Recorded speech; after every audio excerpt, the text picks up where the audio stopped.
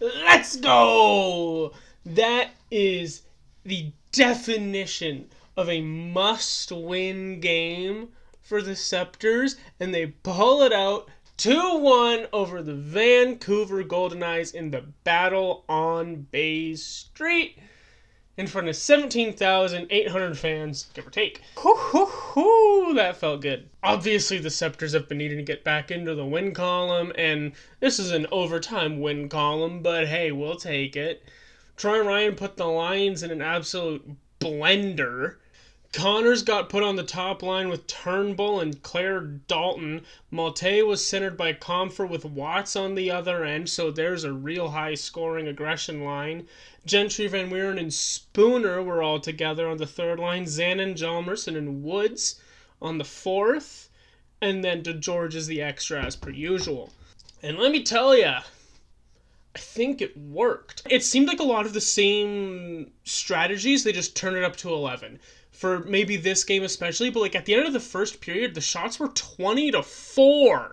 The team just really came out swinging. They came out with like rage and fire and fury, and it was beautiful to watch. Their offensive zone was really good. They had so much pressure. They weren't just throwing muffins onto the net. It seemed like they were a lot more decisive in what they wanted to do and how they wanted to do it, and they went up against Emran Smashmeyer, who's an incredible goalie, obviously, and they weren't getting like grade A chances maybe every single absolute time, but it seemed a lot more determined. The power they were putting into that offense, especially in the first period when they came out swinging as hard as they did, it was beautiful. I even said last video, when's the last time you saw a Toronto Scepter take a slap shot? There were a few. There were quite a few this game, actually. There was a lot of power. That's what we like to see. We like to see that speed and that power and that aggression and getting the defense moving and not letting them get set all the way. That's exactly what you want. The first period, too, there was a lot of penalties that could have been called but weren't. It was the refs were letting a lot go. They were letting them play. It was going really well until around the 8-minute mark. Van Weeren took a hooking penalty. Very unfortunate. Van Weeren, by the way, she looked great tonight. She was all over the place. Toronto successfully kills that off. I don't know if Vancouver got a shot in that power play. They might have had one or two, but only 4 shots in the first period. About 5 minutes later, though, Izzy Daniel, former Toronto Scepter, took her own hooking penalty, let Toronto go on the power play, and the league's worst power play got another shot and did nothing with it. But they actually had pressure. Vancouver only was able to really clear the zone one time. The biggest problem with Toronto's power play has been whoever they're against gets it out of the zone, and then Toronto's kind of just pooched. They can't really do anything. They don't get back into the zone. They don't regain pressure. That was not the case today. They got it out of the zone. Reagan Kirk, who was playing the puck like a mad woman tonight, by the way, she comes almost out to the blue line and puts it back up to pass it up to their blue line. Glorious stuff by Kirk. Her passing skills are crazy. They're so good. But Toronto was actually maintaining pressure. They were spending probably a minute 45, a minute 50 out of the 2 minutes of the power play actually in the attacking zone, actually putting on pressure, actually getting shots on net, and being able to regain rebounds and keep possession. It was really good. They don't score on that one, though.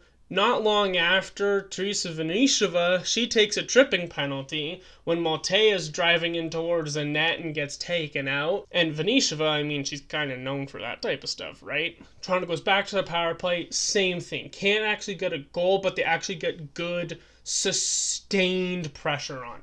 End of the first period, despite the shots being 20-4, and despite Toronto having so much pressure and power over the Golden Knights, still 0-0.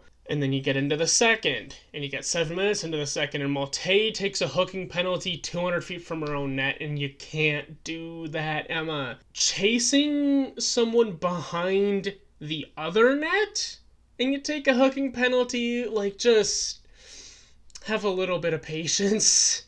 Just have a little bit more care.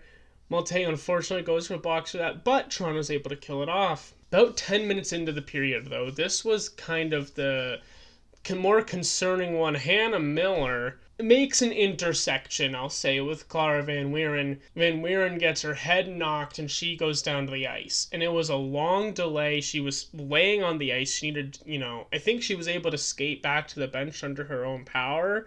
Miller's kind of skating across and Van Wieren's skating forward, and they kind of connect that way. Wound up being only a 2-minute minor on Miller for head checking. I think the reason for that is that it clearly wasn't any amount of intentional, and if anything, you could argue it was actually Van Wieren's fault, because they kind of just met. It wasn't a hit, right? Van Wieren just kind of ran into Miller. They were both going for the puck, and it wound up getting her head at a bad angle. But she was able to return to the game. She still got, didn't really miss a shift, so very good to see there. Looks like she's fine, just kind of an instant little ringing of the bell. 10 seconds after Miller gets out of the box, maybe less, she got a partial breakaway, was stopped by Kirk.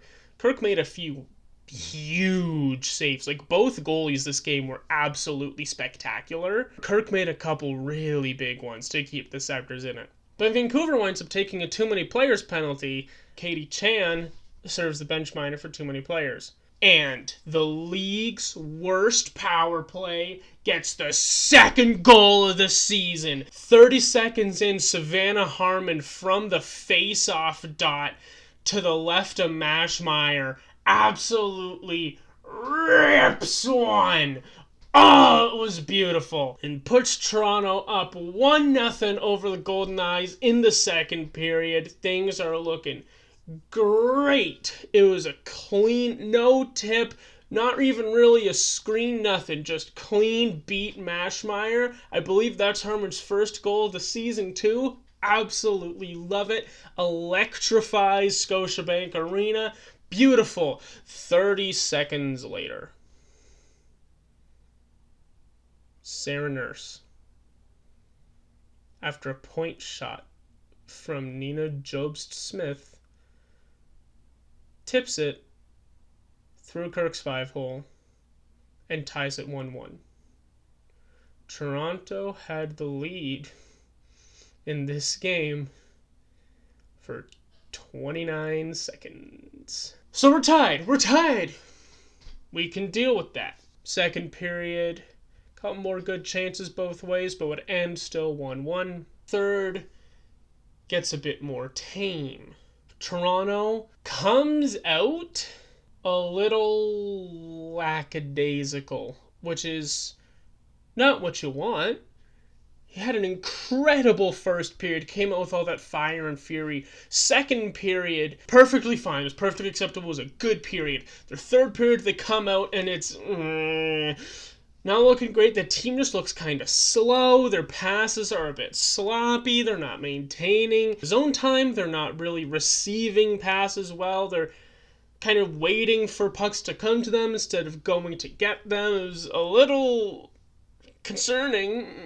There's not much you want to see in a tie game, and it's been a problem with Toronto this year that after they get one goal scored on them, it seems like they kind of deflate, and I was so scared that's what was going to happen again. It looked so bad. But 3 minutes in, Michelle Karvinen takes a tripping penalty, and Toronto kind of gets back on their horse. They didn't score, obviously. It's still the league's worst power play, despite having a goal this game. But it kind of kicks them in the pants a little bit. It gets them moving. It gets them going. And they start to pick back up where they left off in the second period, where they left off in the first period. They get that life and that fire and that pressure and that fury and that rage and that anger. Vancouver has like 5 players that played for the Sceptres last year. You think they don't want to stick it to them? Hey, you left us.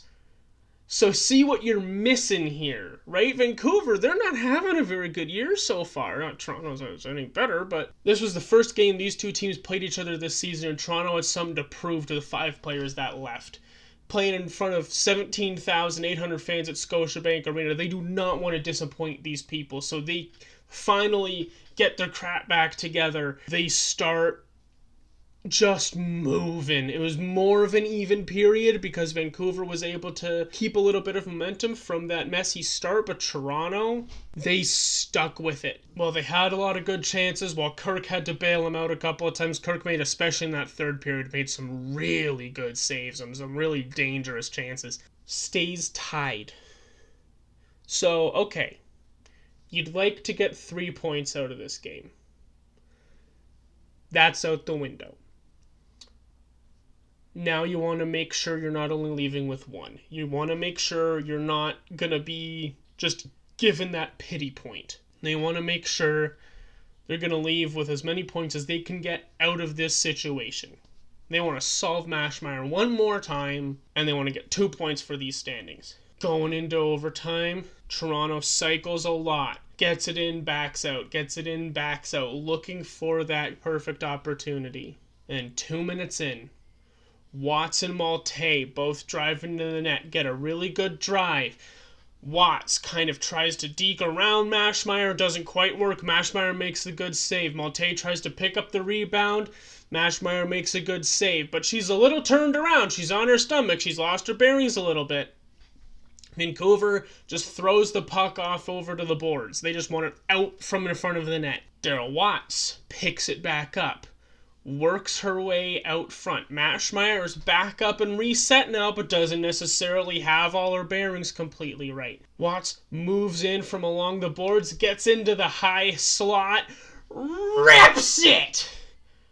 Past Mashmeyer, top shelf, and the beautiful little Sally, let's go! Toronto remains undefeated in Scotiabank Arena. That is their house. They do not lose. And they get back into a win column. They let everyone rise to their feet. The rally towels are spinning and flailing.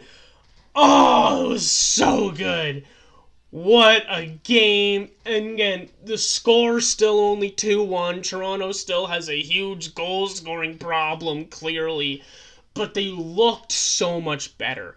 Their pressure, their presence over Vancouver looked so much better than it has in past games. And, they got the opportunities for sure. They got 5 power plays this game, and they only managed to score on 1. But that definitely gives them the weight. That gives them that momentum shift. But in the first and second, they took the first penalty. So, they're handing over that potential early to Vancouver to potentially dig themselves into a hole, and they didn't. They stood strong, they held fast, and this is the right way to be playing. This is a game that's a really good example of they didn't quite get their bounces. This game easily could have been 4 or 5 goals. They had some really good chances. Mashmeyer made some incredible saves. It was incredible. She faced 44 shots and then 2 goals.